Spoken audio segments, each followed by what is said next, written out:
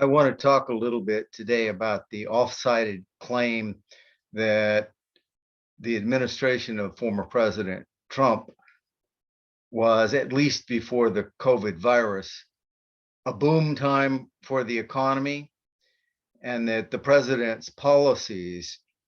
former president's policies created this boom. So, if nothing else, whatever one thinks of President Trump's personality or his tweets, he was at least good for the economy, they say.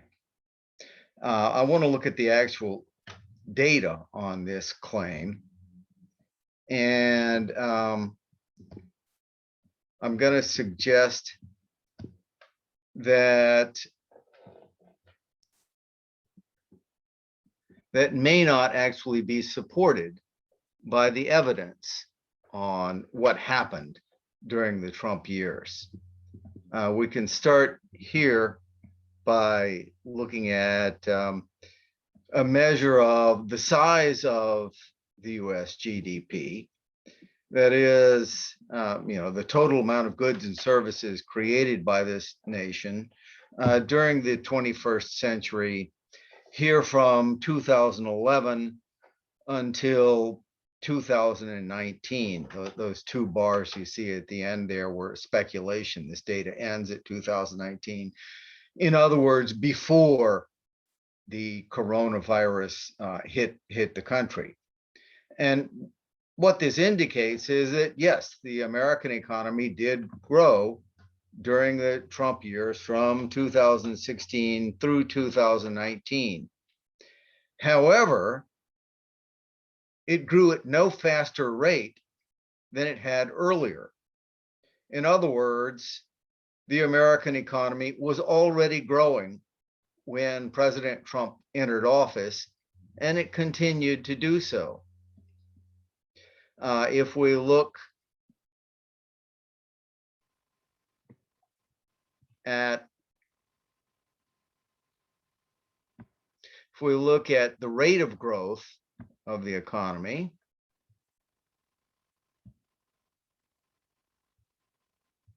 this is annual growth in the real gross domestic product of the United States from 1990 onwards.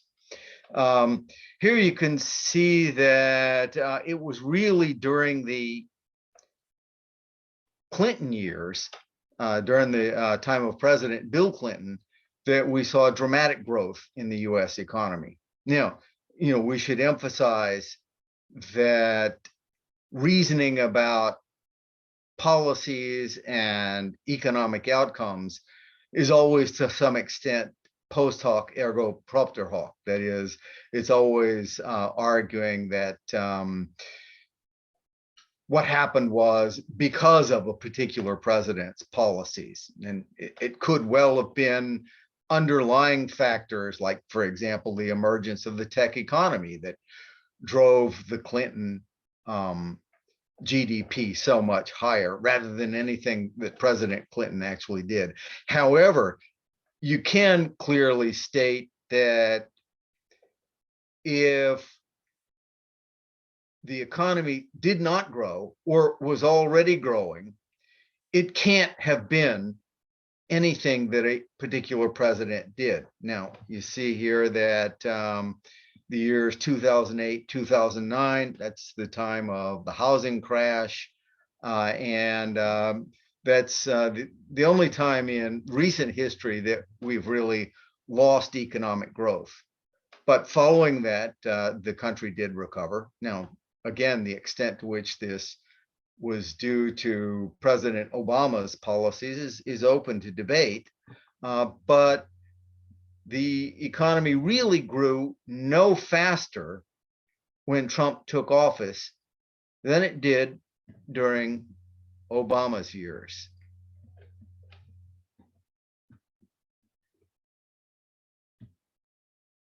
One of the claims that President Trump frequently made was that the stock market in particular was the best in history, that the stock market boom of his time reached unheard of heights. Now, it did go higher, but it went higher because he was starting out from a point that was already high. As I think you can see from this chart here, it was really during the Clinton and Obama years, especially the Clinton years, that the stock market had its highest rate of growth. So Trump entered office when the stock market had already taken off under his predecessor. And in fact, the stock market, in terms of how much it grew, did not do better than most of his predecessors. The best that we can say is that at least until the coronavirus, the stock market didn't crash. Now, so there are, in the abstract, some reasons that one might argue that Trump policies could have benefited the economy. For example, whatever one thinks about regulations, whether regulations are good for the environment, for example. In the abstract, it is possible that deregulation may free up the economy and create economic growth. It's also possible to argue that the Trump tax cuts of 2017 could have stimulated the economy. Now, here, of course, there's always the question of, do you want to stimulate an economy that is already growing?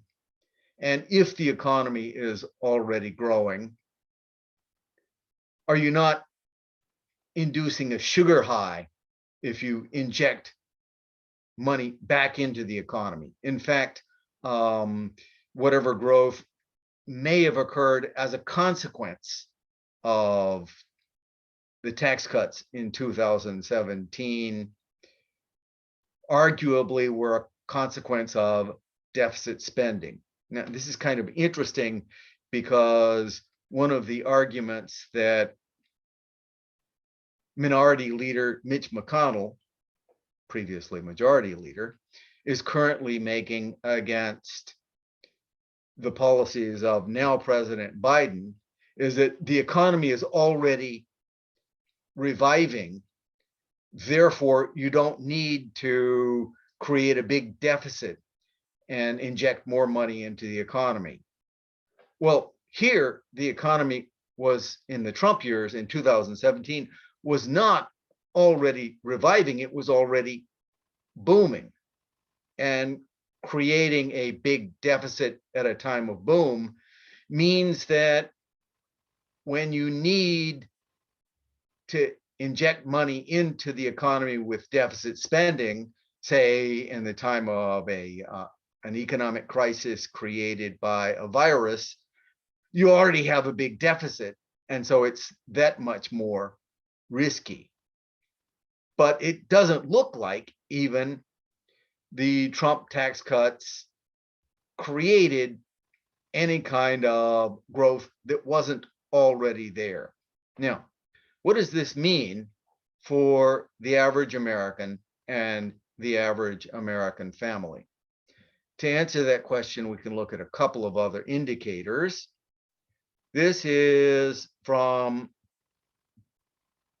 current population surveys of the US Census Department. This is median household income from 1975 to 2020 in constant 2010 dollars. And in other words, median income is how well the average household was doing. And although there was general growth in the median household income throughout much of the late 20th century, the real rapid growth did occur following 2010. The real catch here, though, is that for the average American household, their well-being really increased from 2010 until 2016. In other words, in the years just before the Trump administration took office. And following that, the economy didn't go back down, but it also, the median household income didn't go back down, but it also didn't grow at the same rate that it had before. The most reasonable interpretation of this is that former President Trump entered riding a wave of a booming economy and increasing well-being for the average American household, and then claimed to be a wave creator. He claimed credit for economic well-being that was already in place before he took office, and that did not actually increase during the time that he took office. The final thing that we'll look at here is another indicator of how well Americans were doing, that is the poverty rate. This again is census data. We're just going to look at the relevant part here. Following a decline in the poverty rate from 1960 until the mid 1970s, the poverty rate was more or less stagnant until the 21st century. Now, here again, it's true that during the Trump years, the poverty rate went down, but the poverty rate began to go down 2 years before Trump entered office. In other words, there's no basis for claims that even before the COVID virus, the policies of the Republican administration of President Donald Trump somehow created a huge economic boom. In fact, by creating a big deficit during an economic boom, I think one could plausibly argue that these policies handicapped our abilities to respond to a disaster.